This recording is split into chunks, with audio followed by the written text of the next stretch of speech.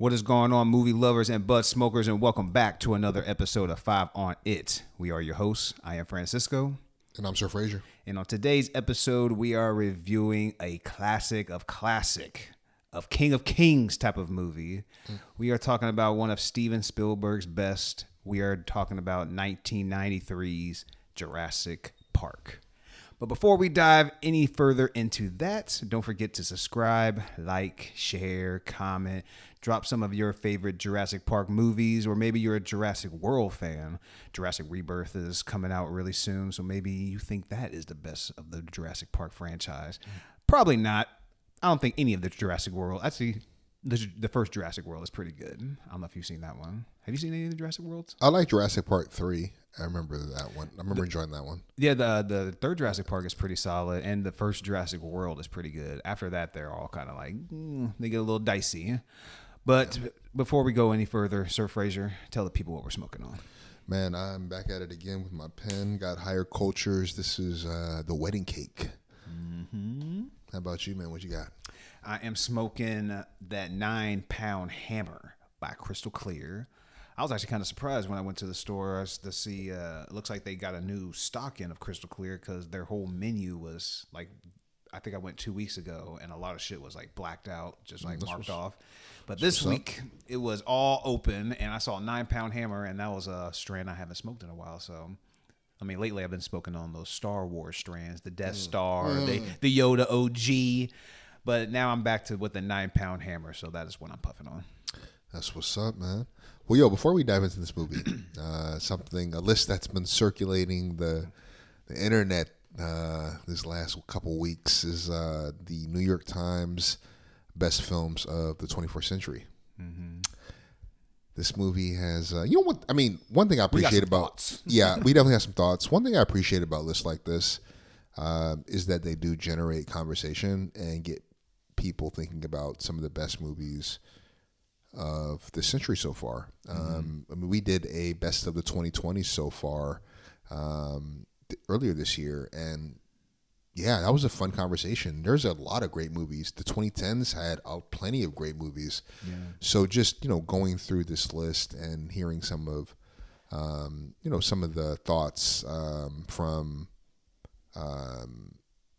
people within this industry, and then the New York Times also did a list of 100 movies based off of the readers. Yeah. And it was fun. Comprised like votes and stuff. Seeing, just the differences and some of the similarities. Mm-hmm. I mean, I guess, yeah, do you want to start off? I mean, number one was Parasite.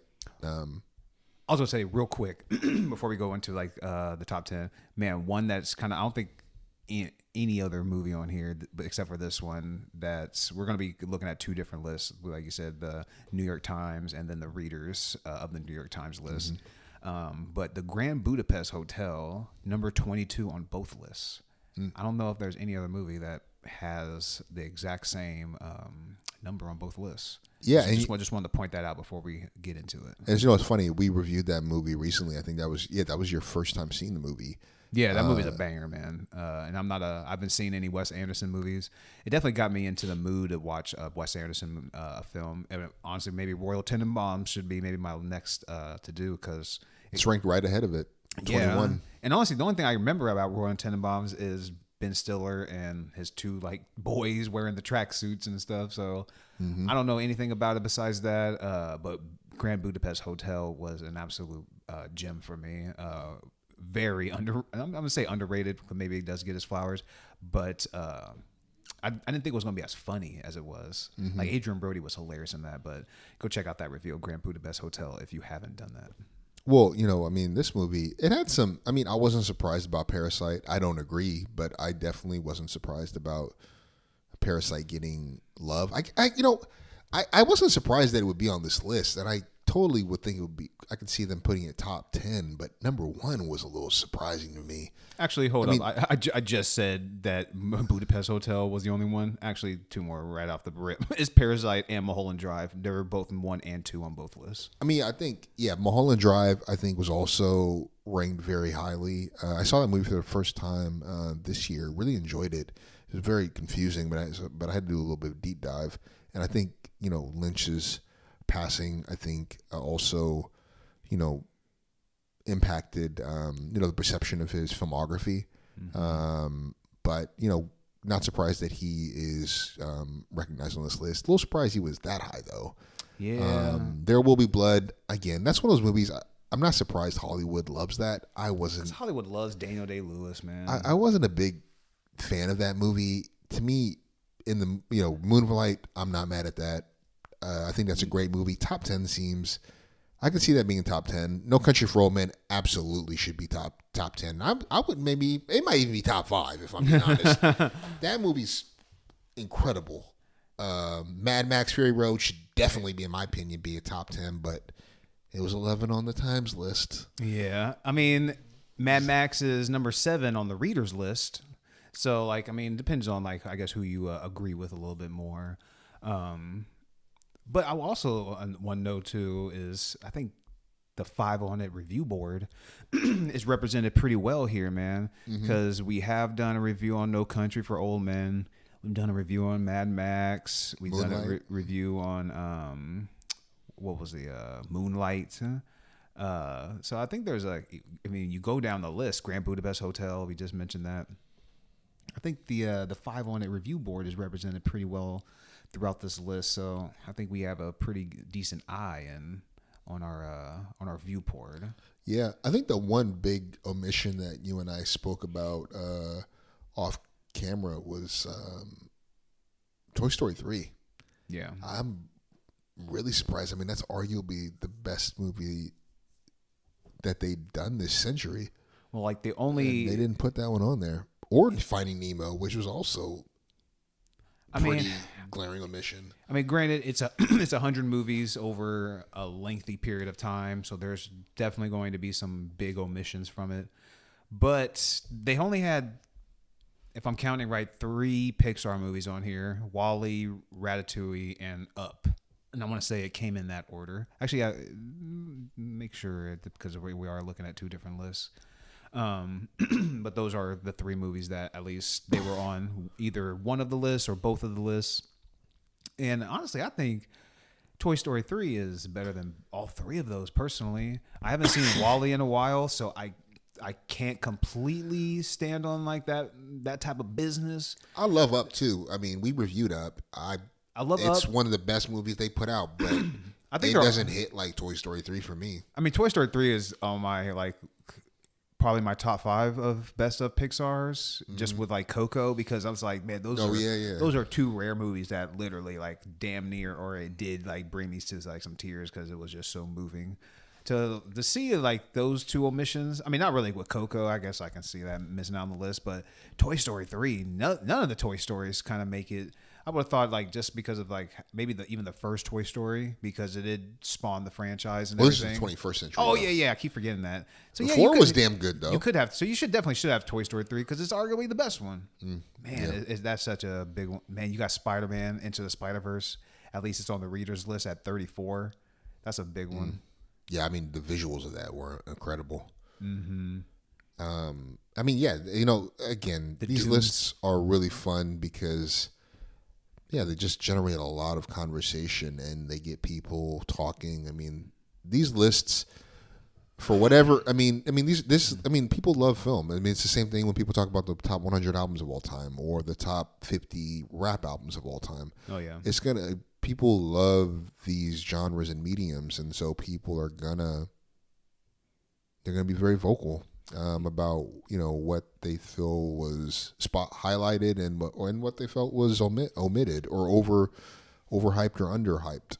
Yeah, I think you said it, man. Whenever there's a list of who, it doesn't matter who makes it, people want to tune in and check it out and give their opinion about it, whether it's their good opinion or a bad opinion, because everybody's got one, just like us. Oh, for sure. And so we're going to put our little 2 cents in. Man, what would you think is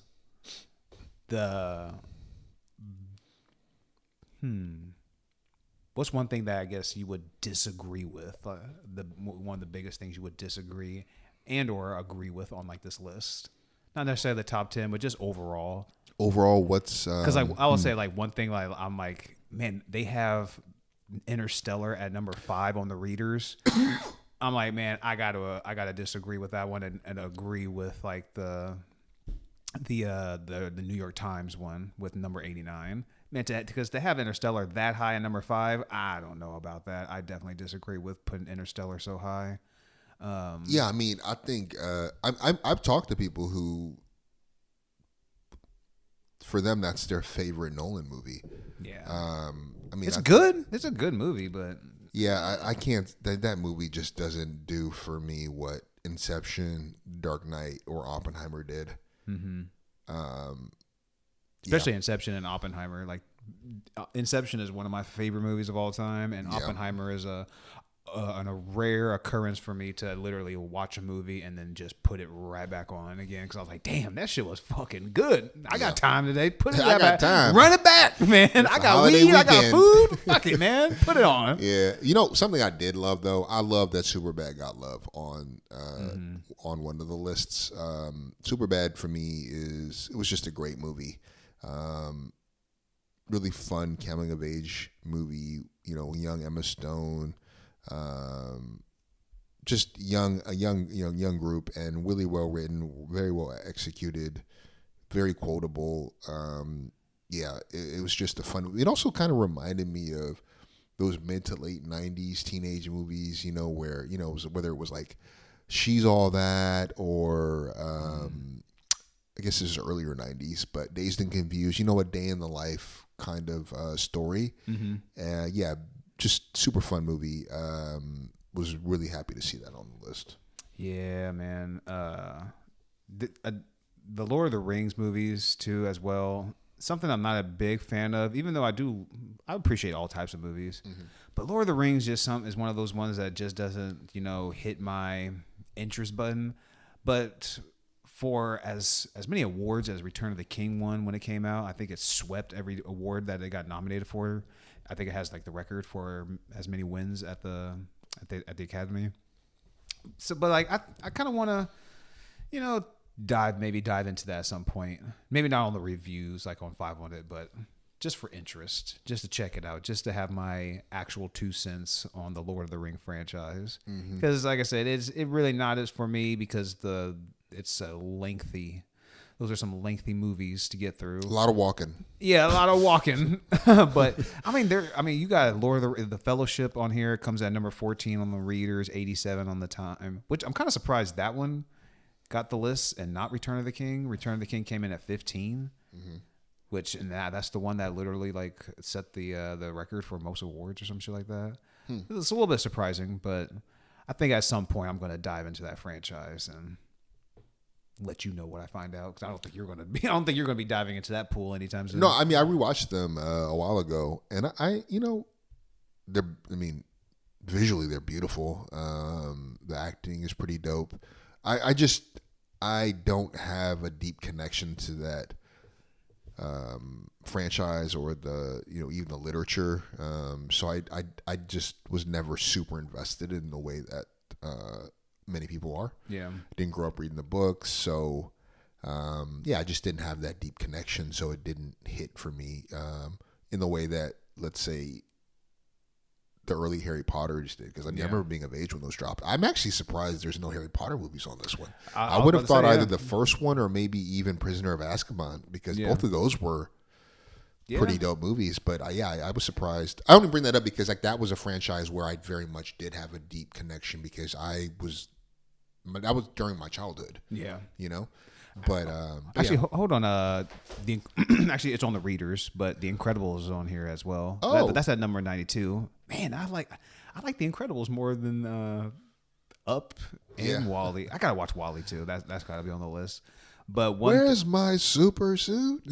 Samuel Jackson. I mean, we're gonna get into that in a second here, but I'm glad, though, at least on the Readers list, a Marvel movie got a little bit of love. I'm such a Marvel nerd, so seeing Avengers Endgame just barely make it, just like Damian Lillard just made that top 75 at number 75. Hey, a win is a win. A win is a win. It should be higher in my list. Hey, as long as you're in the club. You can't hate from outside the club. So that's true. Avengers Endgame is inside the club, at least on the Readers list, so it's nice to see at least one Marvel movie get a little bit of recognition, because there are some very cinema like level worthy movies in the Marvel genre, or whatever you want to call it, the Marvel franchise. They're not all like, just like superheroes, like the stereotypical type of superhero movie. There are some deeper stories, and I think Endgame is a very good representative to put Marvel on there. No, for sure. Well, pivoting to a great movie from a very different century. We're talking about Jurassic Park. So for those of you who haven't seen this, just a quick summary. Scientists create a theme park featuring cloned dinosaurs, but things go awry when the creatures escape, leading to chaos. Directed by the GOAT, Steven Spielberg. The GOAT of GOATs, directing the King of King movies. If he ain't the GOAT, he might be the GOAT herder. I don't know, man. He has a strong case. I don't think there's anybody man. It really depends on what you value. Well, to me, it's like fair, if you were just given any type of movie, it's like you don't even know the genre, you don't know nothing about it. You're just like, this movie needs to be good. That's it. And it's like, to me, if Steven Spielberg is on that list, like if my life is literally on the line, like if I have to direct a movie, I have to put the movie together for my freedom.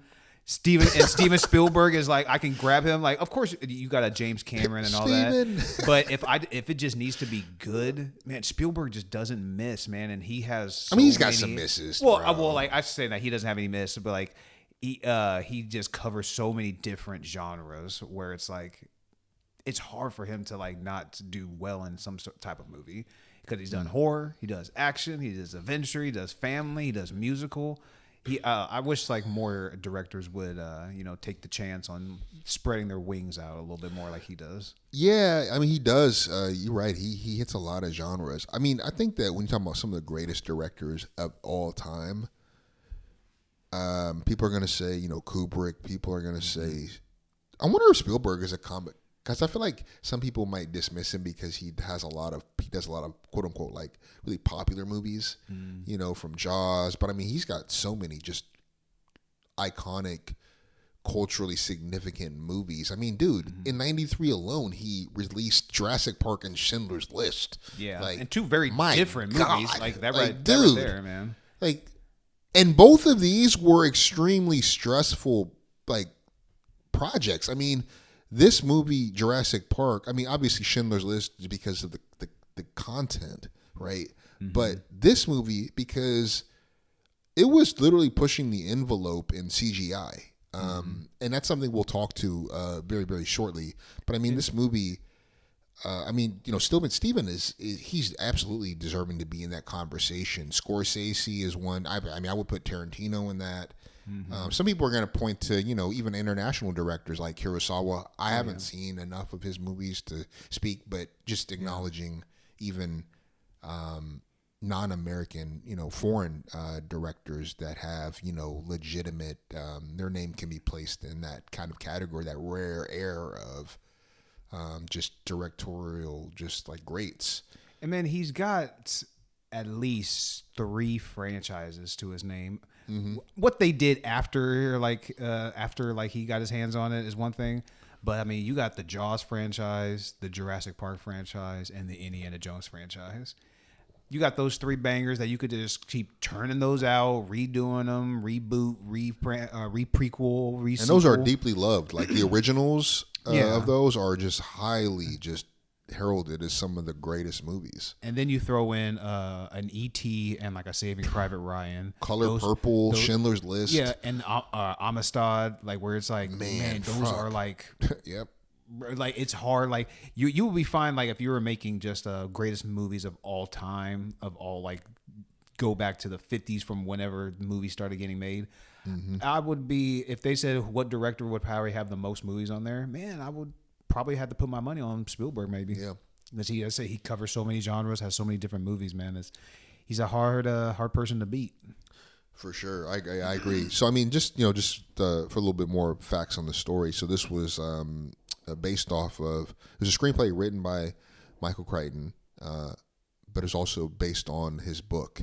And one thing I read is that the script from the book they left out a bit of the violence in the source material. But this movie stars Sam Neill, Laura Dern, Jeff Goldblum, Samuel Jackson, White William Dafoe.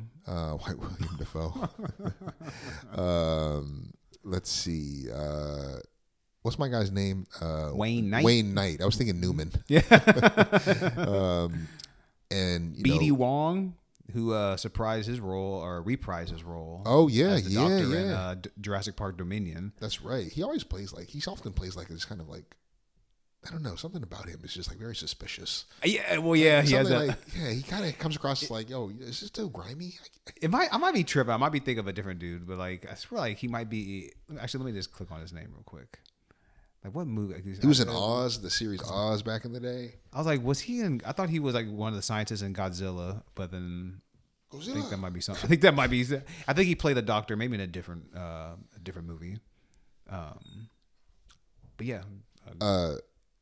Got to give the shout out to the GOAT, John Williams. Oh my God, man, this dude is he makes magic when he gets in that boat. Bro, like that when you hear that, like when they're coming in on the boat, or not the boat, I mean the helicopter, and like you hear you're not really even you're just pretty much just seeing the island. But then when they actually go into inside Jurassic Park and they hit that score again, like, dude, every time you hit that score, it's just like, shit, we're here, man. We're back on the island. We're fucking here, man. Let's go. And I just went to Universal Studios in Orlando a few months ago. Oh, nice. And so I went on the Jurassic Park ride, and they got the score playing, and you go in, and you got the big Jurassic Park sign. I'm just like, bro, this shit never gets old, man. Especially when you watch this as a kid, too. Oh, yeah. It just hits all the nostalgia feels. Bro, man. the merch from this movie, I remember having the toys. Like, I mean, yeah, I remember this time. I mean, their merch was pretty prevalent, dude. Yeah, especially when they show it like quickly, like in like the gift shop. I think at one point, I think when the KB Toys. Oh yeah, dude, I remember having like one of those dinosaurs. Oh yeah. But then you mentioned off camera, or not off camera, off mic about Land Before Time, and then that unlocked a memory where I was like, maybe that was a Land Before Time dinosaur that I had. Now that I think about it, was it's that like Littlefoot? I'm like, shit. Dinosaurs back in the day was like really prevalent. I mean, especially as now with the Jurassic World like taking over. Rebirth just came out. The merch is just crazy, man. I got a Jurassic Park magnet on my refrigerator at my house. The OG one? Yeah, like the black with like the red and the gold lining. Yeah, dude, the lettering iconic. too. I love like the Iconic. lettering. I don't know where they got that or if they bid it off somebody else. The lettering, like everything. Is that Microsoft Word? I know that. Were they just on PowerPoint? They were like, it's nothing simple. It's just Times New Roman. But like even like the Jeeps are iconic. Oh yeah, man. There's just so many things that's just iconic about this movie, and that's lasted over time. Yeah, you're right. I mean, one thing that we got to give a big shout out to Industrial Light and Music. That's the company founded by George Lucas, and specifically they did the visual effects, the CGI, but specifically to Dennis Muren, I believe is how you say his name. This man has earned multiple Oscars for best visual effects, for Jurassic Park, The Abyss, Terminator 2, Empire Strikes Back, and E.T. This bangers after banger. This dude is a legend within his field. And one thing was really interesting just reading up on this movie. Because while certain scenes didn't age well with the CGI, I think it's really important to have context and appreciate how this movie pushed the envelope in visual effects. Because when they were initially planning this, dude, there's some really great. They were doing like 3D rendering of the scenes, like of the like. They weren't the actual like the boards for it. I think they were called animatrix. Animatrix. So those were the 3D rendering of the storyboards for the scenes, and they were using. Initially, they wanted to do go motion for the dinosaurs. They thought that would be the best route, but there was still Steven wasn't satisfied with the realism of that. So he ended up kind of on a on a whim, talking with ILM, gave them a shot to basically do the top to toe rendering of the dinosaurs, outside of like the really close ups. And they did it. He loved it. And they basically kind of brought in the Murrin, who was working.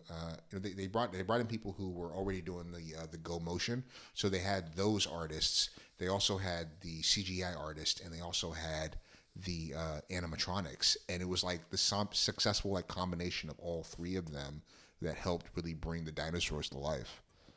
Well, I mean, when you got all those like those three layers on top of each other, it's like even nowadays, when if you just don't rely on even just practical effects or just like animation on the computer, it's when you do like a nice mix of the two. I feel like that's when you're getting like something kind of special. Whether it's like Jurassic Park or even something more even recently with like even like a Alien Romulus, I think they used a lot of practical stuff in that movie as well. And it looked fantastic. Yeah, and so like when you're doing a good mix, I mean, especially at that time, you're using stuff that's cutting edge. Exactly. Yeah. But like when you're just like not relying on just one thing, you're using 1, 2, 3, even whatever. Maybe they use a couple more things to, like to really bring these animals to life. Because even like whether it's like, because you definitely see it's more computer error like generated when they first get on the island and they see the dinosaurs with the long necks compared to the T-Rex scene or the raptor scenes or how do you pronounce the Triceratops? it? Yeah, the Triceratops. So like when Laura Dern's character is attending to like the wounds, they're using different things to like really make it look more realistic. Because the only including puppeters, especially when the Velociraptor is hunting the kids into the kitchen, when you see it up against the glass. That's that the puppeteers are doing that. Yeah. I think it was like 3 of them it took to do that. It's so funny when they're like, there'll be we're fine unless they learn how to open doors, and then you just see that. Oh yeah, that cut was great. That cut, man. That was such a great cut, dude. I mean, and one of the things that I do really appreciate about this is, with few exceptions, I think one of the exceptions was when Jeff Goldblum, also in this movie, I don't know how we missed his name. Shout out to, you said him. Did I say that? Yeah, I thought I might have missed him. Okay, I got him. I was like, he's a legend, and he does his thing in this movie. But when he's kind of expanding on like the chaos theory, I was like, bro, I didn't need the scene. I didn't really need that so much. Like when he's like dropping the water on her. Yeah. Like, I mean, I thought that they could have gotten more out of him because he does great in this movie, and that's one thing I really also want to highlight in terms of the acting. All of the acting feels naturalistic. Yeah, like it doesn't feel forced. It feels effortless. Honestly, that's exactly what I wrote on my notes. Is just like the actors played their role. They're like they didn't do too much. They didn't go overboard or anything. I kind of wish they would have given maybe Jeff Goldblum maybe a little bit even more to do. Maybe that's kind of why they made him the lead in the second one. Because he was such a good character, but then as soon as they have the T-Rex scene and then he gets the flare, Alan is just like, throw it away. He's like, get the cage out of here. And then after that, he gets tossed, and Goldblum is pretty much he's not really useful anymore because he's basically out of commission. Yeah, and so he's a great character. I almost wish they would have just given him just a little bit more because he's really great on screen, and like even the chemistry between him and Sam Neill and Laura Dern, like those three. Their chemistry was really good. Yeah, well, I think the starting this movie is really great because it builds on the mystery. It also kind of clearly draws inspiration from horror movies. We don't really see much outside of the dinosaur's eyes, and we see what's the main actor? I think he was Australian. He kind of has like the one who's hunting the raptors. What is his name? Kind of has like this. I think his name was Tim. Outback kind of vibe. I think his name is Crocodile Dundee vibe to him. Joseph Mazzello. What was his character's name though? Tim Murphy. Oh, Tim Murphy. Yeah, I thought. The one that was like, he's like, I got her in my sights. Clever girl. Yeah, dude. It was almost like he just like he accepted his death. Yeah, he's like, oh, all right, you got me. All right, hats off. I would have liked a little bit more out of that hunt because most of that scene is spent on Laura Dern's character trying to turn the power back on, and then she's trying to evade the raptor.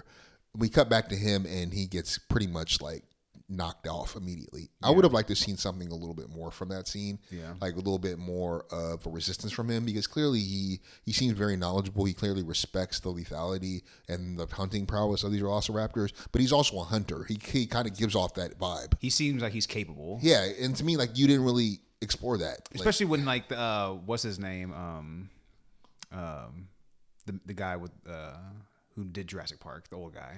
What was his name? John. Yeah, that's it.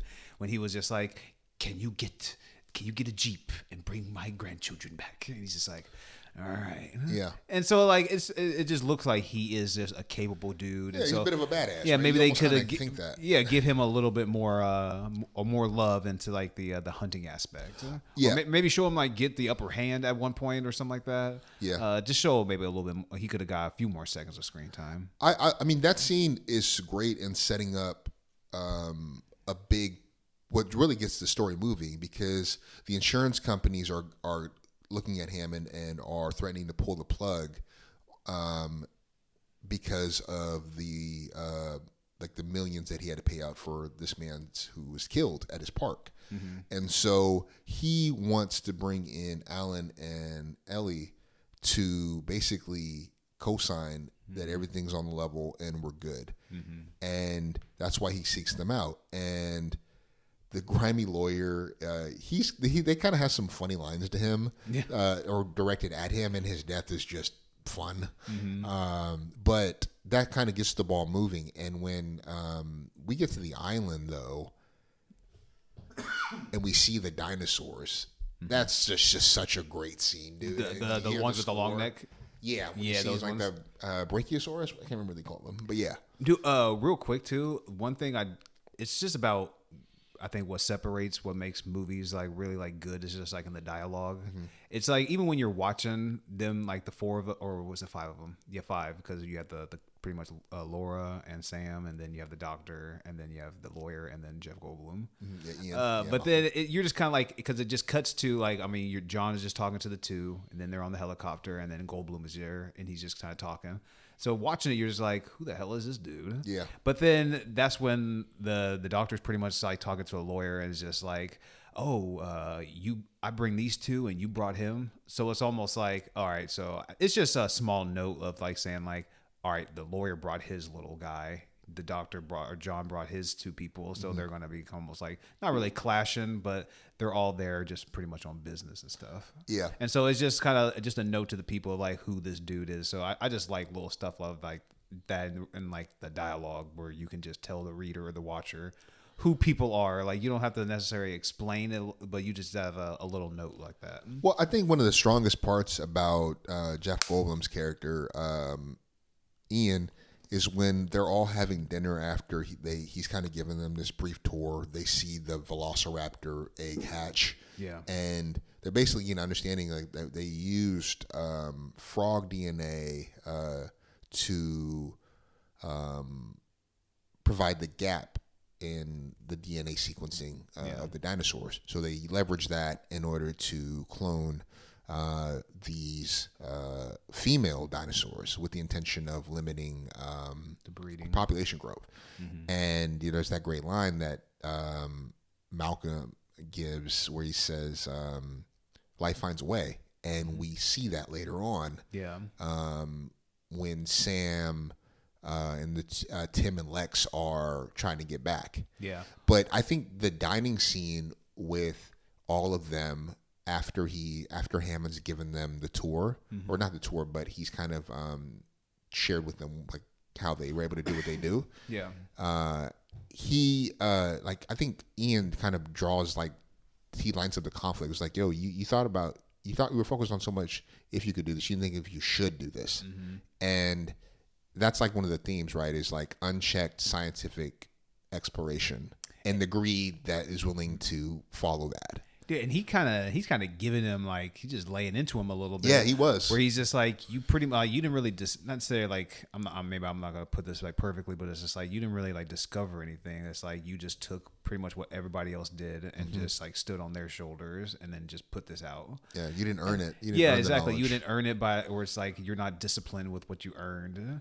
And the way Malcolm is just kind of getting into him, and then he kind of. John trying to jumps on Sam and Laura about like, well, kind of like almost like have my back a little bit, and even like they aren't really like fully on board with it at all. No. Because like even he's or maybe I don't think it was at the dinner scene, but like she does mention how like you have like plants just around here that are poisonous, and even though like you might think they're like they look nice, but they're like in a different type of ecosystem, and they're gonna like react in a very defend themselves. Yeah, in a very violent way potentially. Yeah. And you can see that. I mean, that was a highlight of mine, the dinner scene. I put that in my notes as well. But then you also see that when she makes a note of like the plants with the Triceratops getting sick. It foreshadows that. Yeah, exactly. And so that's another highlight of mine was like how their dialogue kind of pays off eventually, which if anybody says this is a horror movie, I think you're a little crazy, but it does have horror aspects to it as far as like the opening scene and even like them like just running away from like this terrifying dinosaur, but just the dialogue of like even them mentioning about like the raptors when Sam Neill's character is just like you cloned raptors, and he's just like yeah. The way he kind of looked and the way he asked of like why the fuck would you do that? Yeah. As he's holding a baby raptor. Yeah, because it's like these are just way more intelligent creatures than like the other like dinosaurs that they can evolve, they can communicate with one another. And you can I mean that's one cool thing I think the Jurassic World franchise does is they enhance the raptors, and especially like the action and all that type of stuff. Yeah, they definitely leverage them more. Yeah. As well. Yeah. Well, something I was going to point out is one of the conflicts in the story with Hammond and one of his employees, Lex, played by Dennis, played by Newman. He basically is pissed that he's not getting paid more for, as a computer programmer for the park. So he ends up accepting a bribe to steal some of the dinosaur samples, DNA samples. And that leads to his undoing. But, he ends up shutting off. He ends up locking the system. And... Yeah, right. And he, so the park starts to... parts of it start to shut down. And that basically leaves Lex, Alan... Malcolm, the lawyer, Tim, all stranded out there in the middle of the storm. And I love when Dennis gets got by the dinosaur that spits the acid, which they also mentioned earlier. Yeah, like great foreshadowing. Yeah, when they go and like they're on the tour and it doesn't show up the first time, they're just like, "Where the hell is it at?" Yeah, and even like when they go and they try to feed the goat to the T-Rex, and Alan's just like, like the T-Rex doesn't want to be given food; it wants to hunt, and so you're trying to suppress like 65 million years of just DNA of like what it knows to do. Yep. And so like I said, those are just great just dialogue moments where you're hearing like this is not gonna go well. And even when everything is starting to shut down too, and then Samuel Jackson's character is just like even what's Dennis's last name? I think Nedry. He's like even Nedry knew not to mess around with the raptor cages. Because like even if everything else fails, it's like you don't fuck with the raptors. And once the raptors get loose, it's like, oh fuck. Yeah, the threat level increases. I love that scene.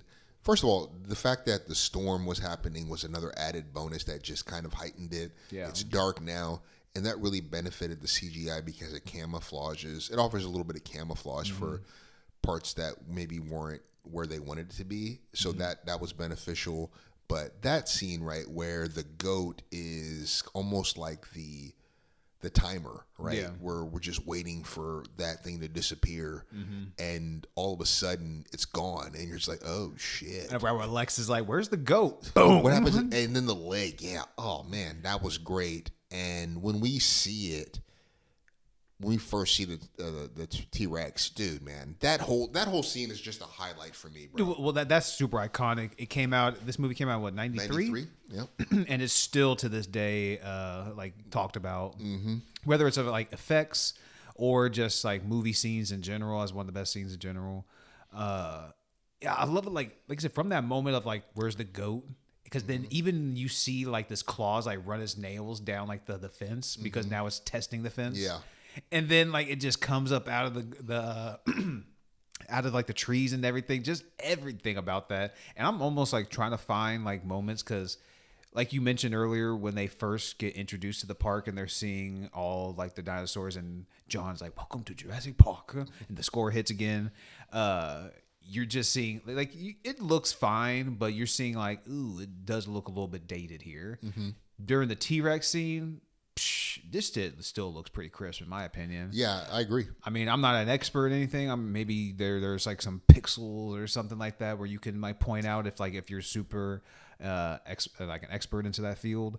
But just to a layman, man, this scene is like super dope still to even like years later.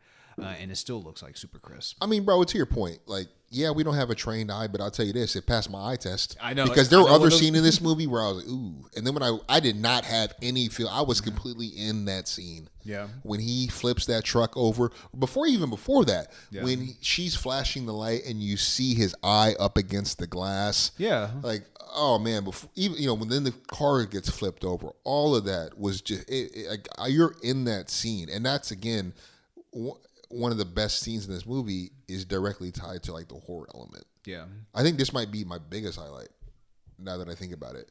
But it was also interesting just thinking, I mean, you're having these actors react as though these things were there and then the CGI is added. Yeah. So you're getting a lot of really strong reactions, like when they first saw, when Alan and Ellie first see the dinosaurs on the island, right? Yeah. Like, the low camera angles that you get from them and just kind of helping kind of feed into like the height element.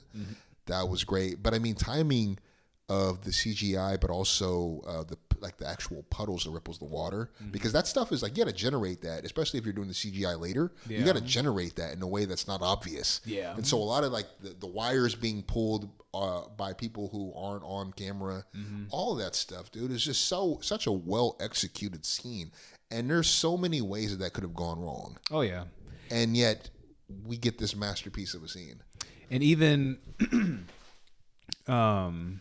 we just had a review come out last week of The Sandlot, where like the highlight is like watching like all the kids and like their interactions with each other and stuff like that. And with like child acting can be very dicey. Even though I love E.T. when he's like, "He needs me," like, shut the fuck up, Elliot. Why you gotta go with that example? Why can't you go with God. "He's gonna kill me" from Child's Play? Oh my God, those moments just make me want to rip my eyeballs out. But the kids in this is like a standout too. The actress that plays Lex and the actor that plays Tim and Lex.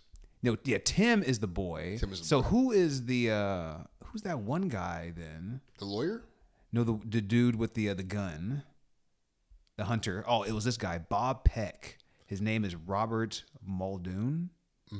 That's the hunter guy we were just talking about. Oh, okay. Yeah, I thought it was. He looks just kind of like. I mean, those two dudes look pretty similar. I'll show it to you when we get done with this episode. But damn, I kind of lost my train of thought. What was I just talking about? You're talking about the kids? Oh yeah, the Tim and Lex. Those two. The Joseph Mazzello and Ariana Richards that plays those two kids. They were like a pretty good standout for me. They didn't seem, obviously they're obviously kids, but they didn't really seem like they were like being like annoying in any moments. They held their own weight just as much as everybody else. And even when it's like kind of, I mean, it's very terrifying because the kid just got shocked with like 10,000 watts, and he just flew back and he lost like breathing for a while. But I don't know, like just those moments and then seeing them like just stuff their faces with the food and stuff. From the moments they come on screen, they're a big highlight for this moment.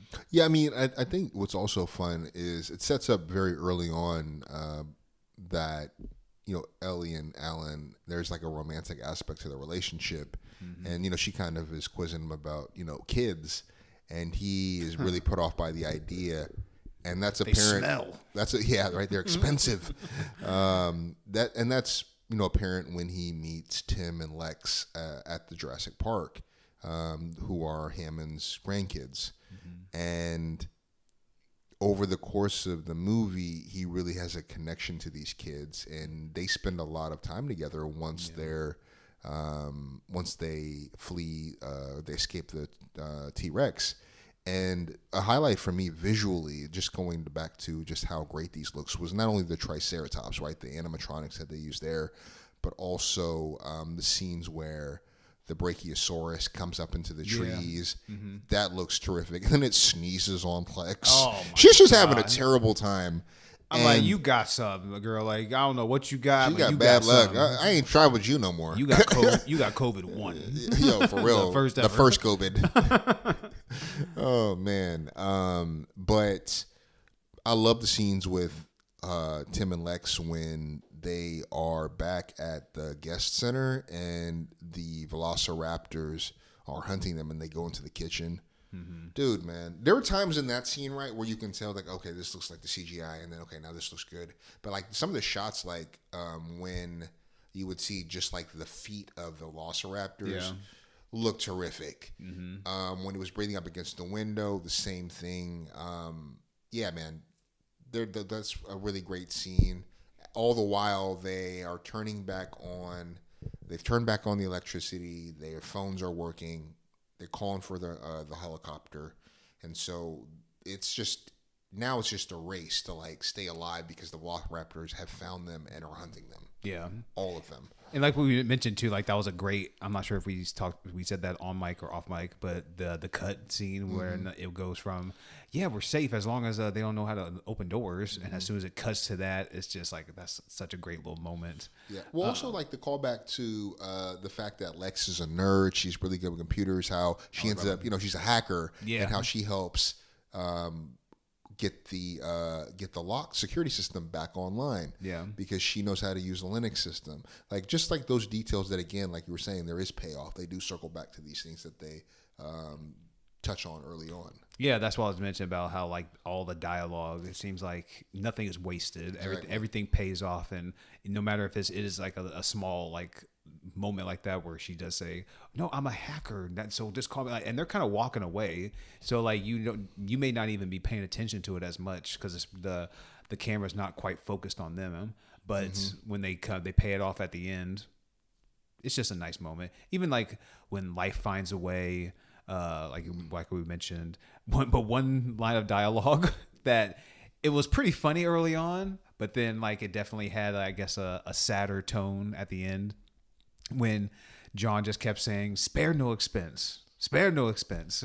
But then when Laura's character Ellie, when she finds them eating ice cream all alone, and then she find like they're kind of having their moment of like because he wants to get Jurassic Park up and running again. And she's just like, no, that's he hasn't realized it. Yeah, he doesn't understand it yet. Yeah, he hasn't quite figured it out yet. I mean, eventually he does, because once he eventually picks Alan up, and he's like, I've thought thoroughly about my consideration and not to recommend your park. And he's like, yeah, me too. So eventually he does come around, but at that moment when Ellie finds him, and then she takes a bite of the ice cream, and then she's like, whoa, this is really good. And he's like, yeah, spared no expense. So it eventually becomes like a sad like indication like towards the end of the movie. He's kind of facing the facts that he's not going to work. Yeah, he can't control nature, and that's the thing that he's trying to do. But also, you spare no expense. Then if you spare no expense, then just pay the fat man, and then you could avoid yourself some trouble potentially. He spared some expense, or dude, Newman wasn't good with the money. Thanks, Dad. Yeah, for real. That was a good scene. Yeah, their little banter what was I going to say about this? I know Samuel Jackson wanted to have one motherfucker in here. I know there's something on the cutting room floor of Samuel Jackson because there was a moment when he's like, I think he looks at the computer when it's like when it goes and he just like looks. He's like, I think maybe says a goddamn it, but he it sounded like he wants to say motherfucker at this moment. Yeah, but they obviously had to. It's a kid. So we can't have that. Yeah, this is PG-13 for sure, right? Yeah. Definitely. Let's see. I mean, the escape scene at the end, in the battle between the T-Rex and the Velociraptors, just in time to save their ass. Which, man, like, thinking of... Boy, I haven't... Great timing. I haven't seen this movie. Like, I didn't remember the beginning or the end. I remember, like, all the middle. But seeing how it kind of ends with the Raptors going against the T-Rex...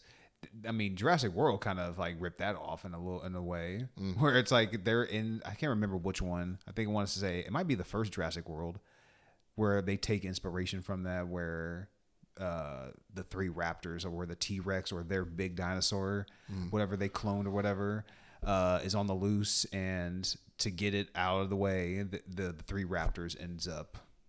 Having their little 3-on-1. And I was like, I mean, it's kind of cool, but like now watching the original Jurassic Park, it's like, this is where they got that shit from. It's like paying homage, or I would say maybe probably stealing in a way, because I mean, it is in the same franchise, but it's like you're just doing the same shit over again, I guess. Yeah. It just looks a little better, I suppose, because you have more, technology.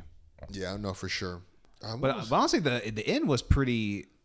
I would say thrilling in a way. Yeah. Because, I mean, even though we know how it ends and everything, but I was like pretty on edge of like them trying to just get away from the Raptors and all that, and watching her on the computer trying to figure out which file it was, and then having him hold the door and try to, like, both you of see them, the fucking Raptor just kind of pushing, trying to get that shit open. Yes. Alan and Ellie are trying to hold the door, and the gun is at their feet. I'm like, Tim, help them grab the gun. I know. I was like, Tim, like, you're just standing, you're watching your sister. I don't do something, man. Like, become useful. Man, and maybe Tim was still all shooken up from that 10,000 watts. Maybe that went down his little body. To be fair, that's a good point. To be fair, but also like, you're still shocked. Thinking about how this ends, like seeing Sam's character, with the kids and everything on the helicopter. Yeah. And just seeing like how like obviously they wanted to have kids as well. We don't see them anymore. I think we see them in I think we see Sam in the Jurassic Park 3. Yes. I don't think Laura shows up until Dominion in Jurassic World. Yeah, I think but they've same one as Goldblum. Isn't that when Goldblum comes back? Because Goldblum was in the sequel, and I think but I don't think Goldblum's in the third one though. No. So yeah, the Goldblum comes back for the second, not the third. Sam comes back for the third, not the second, and then they all come back for Dominion. And Jurassic. But in Dominion, it seems like I haven't watched that one in a while, but I want to say like those characters are like split up. They're not together anymore. No. And so that's a little sad, because you think that like maybe at that point Sam's like kind of not Sam, but like Alan has come around with the kids, and those two are gonna kind of live happily ever after, maybe start a family of their own. So when Dominion kind of waddles their fucking shitty stuff around, it's a little sad to see the characters kind of have split up, especially because they still have really good chemistry on screen. But it would have been nice to see that pay off a little bit, to show that his character evolved to come around on the kids and everything. Yeah. But he hasn't, and he's just doing his thing. Well, you have any negatives? Honestly, I didn't write down any negatives. And just thinking in my head, I can't think of anything. Like, if I have a negative, it's going to be something that's like nitpicky. And I really don't like. It's like the effects. It's like when they come to the Jurassic Park for the first time. It looks a little bit dated, but that's literally like for like 10, 15 seconds. And then after that, you kind of have it out of your mind. But that score is pumping, man, and the visuals are still decent enough. Man, the sense of awe and wonder is still there for Jurassic Park, and definitely is. And even like, I mean, maybe like towards the end when like you see the T-Rex and the banner kind of falls down. That's a little like, okay, on the nose. Like, okay, I guess that would happen. But honestly, like this movie, like for a little bit over 2 hours, I think it like the pace of it fits really well. The characters are great. There's so many iconic scenes, so many moments. It's legendary with the effects. You have Samuel Jackson in it, and Samuel Jackson is in everything that's good. So, I mean, I don't think I have anything negative to say about it. How about you? I mean, I spoke about certain scenes where the CGI doesn't look as great, but I mean, I also have to. I mean, also acknowledge that this movie was pretty ahead of its time. I mean, it moved the envelope beyond where it was currently at as far as CGI. And so, I mean, I definitely those movie moments that don't, or the CGI doesn't look as great, it doesn't overshadow the movie itself. I mean, it's occasional, but it's not prominent in most of this movie. And so, I mean, I got to give it its flowers. I mean, it's an iconic movie, deeply beloved by many from who grew up in that era. I mean, the movie had a budget of $63 million and walked away with over $1 billion. And we talked about the merch, talked about just the lunch pails, all of that stuff, man. This is a great movie. I mean, I'll be pivot to scores. I'll give you mine right out the gate. This is a 4.5. I don't rewatch this movie a lot. That's maybe the only knock. I guess I don't typically go after like this genre franchise, but it is a great movie, man. It's well acted. The script is tight. Yeah, man, this is just a fun movie, an iconic movie, and its legacy is still very much clear and very much present in today's world. Yeah, man, I think I'm going to agree with you. I mean, I'm going to start doing this ahead of time. Like, I already put my score on here on my notes, and it was a 4.5. I mean, I could have probably did that off the rip. I already knew kind of what it was going to be. Like you mentioned, like was the saying says, all killer, no filler, man. The script is super tight. There's no like lull moments in it. Everything, like whether it's from like the actual action moments or the dialogue moments, like the dinner scene, and just getting the sense of like doom that's coming. And like this movie spawned like a huge franchise. Like we said, the Jurassic World is still going out right now. We both have to check out the Rebirth movie that's just come out recently. I don't think it's on like this level, unfortunately. I think only maybe 2 movies in this franchise is worthy to be in this, like, certified fresh, I suppose, on the Rotten Tomatoes scale. So not all the Jurassic World movies or Jurassic Park movies are hitters, but this first one came out the gate as a banger, man. I can't really say anything negative about it unless I want to be, a stickler. But well, now that I think about it, I would have liked to have seen more dinosaur deaths. I think that I'm curious how many minutes of actual dinosaur time we have, because I think seeing more dinosaur deaths would have done even more. Like, even if you show, because I mean, we know that Samuel Jackson character dies, but all we see is his arm. Yeah, because I want to say, like, I think that would have done something more for me, in terms of amping up like the threat level. Yeah. I would have liked to have seen more of that, and I'm okay with a little bit more blood. To be honest, I think that would have worked for me. I mean, you show some of the blood with the kids when they're trying to escape the car, again with Samuel Jackson's arm. So to me, I could have used a little bit more violent interactions, like confrontations with the raptors. Yeah, that I could agree with that. And especially like I would say there's a few deaths, like because he said like Samuel Jackson and Newman. Yeah. Well, like, we don't really see it, but we know because the only one we see really is oh boy that was in the bathroom. Yeah. Because even at the beginning, we're just kind of seeing him just react, and he's just kind of screaming. Yeah. Nedry, he's just in the car. You just see it shaking and stuff. So yeah, I guess I could go with that. I mean, maybe that's just a little bit on the time. Maybe just they really want to keep it a little bit more on like the family friendly side. But yeah, I could see that maybe having like a couple more actual like dinosaur deaths, especially like when you show like the goat, that little goat piece, and that's all bloodied. That was great. I didn't mind that they didn't show us that. No, I just mean like you got like that. You got that like that bloody arm, and you got Samuel the Jackson's bloody arm. Fear so element. it's like maybe you could show a little like somebody else getting chomped up. Like it doesn't have to be necessarily a main character. Yeah, it could have just been some random security guard. But also thinking about the death, why the fuck would that dude run out of the damn car? I mean, fear, panic. Yeah, but it's like, why would you leave a vehicle? It's like, I mean, granted, like I guess you're not gonna drive those things away, but it's like stay in the fucking car until you absolutely can't. Well, it was the same with Lex when she grabbed the light, and she didn't realize that you're attracting it, and he kept trying to. He told everyone, "Don't move. He can't see if we don't move." Yeah, and.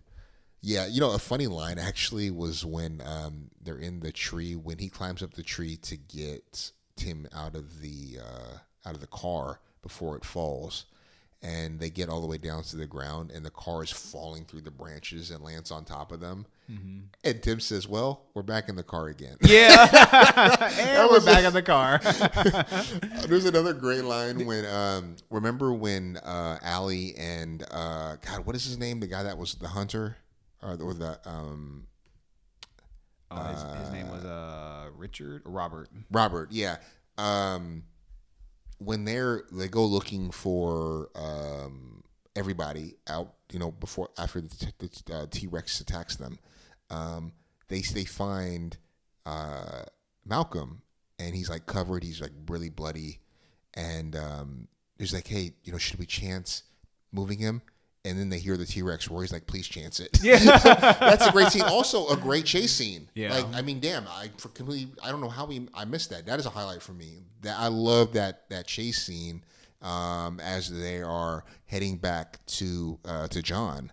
That's just another great scene. But yeah, man, some really funny. Just going back to your point about the dialogue. Dude, and what you mentioned about Tim too. He had another like kind of funny line when they're climbing like a tree or something like that, and he was just saying something like, "Oh no, not a tree again" or something like that. And then because like Lex was like, "I hate trees." Oh, like Lex was like, "Oh yeah, trees," and he was just like, "Well, you weren't in the last one" or something like that. And it's just thinking like, damn, that boy. Now that we're thinking about it, went through some shit. Whether it's like surviving that damn car falling all the way down to however many feet that was, to surviving the 10,000 watts and shit, and then just overall surviving Jurassic Park as a whole. Like that boy went through some shit, survivor. Man. Yeah, yeah. Dude, seeing him dressed up as a little Alan with the bandana too. Did you notice that? That's why that's why he was following him around. He had the same bandana wrapped around his neck and stuff. Yes, I was like, hilarious. He's a little mini Alan. Oh man, that's great. Yeah, that's hella funny though.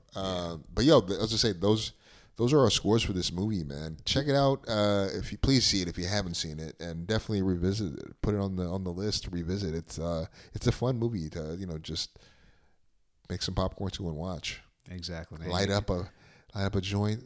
Hit that pen. But you gotta like if you got pop that edible. You gotta show like your kid at Jurassic Park at some point in time. It's like every kid needs to watch Jurassic Park. What kid isn't into dinosaurs at some point in their life? Totally would see this on the big screen too if and when they bring it back. Oh hell yeah! It would be worth seeing. But yo, I was gonna ask before we wrap up the episode, what's on your radar? You got anything? Honestly, right now, I don't think I have anything on my radar right now. There's a few movies that I've been trying to like get out to the theaters to go see. Obviously, want to go see the Jurassic Park Rebirth.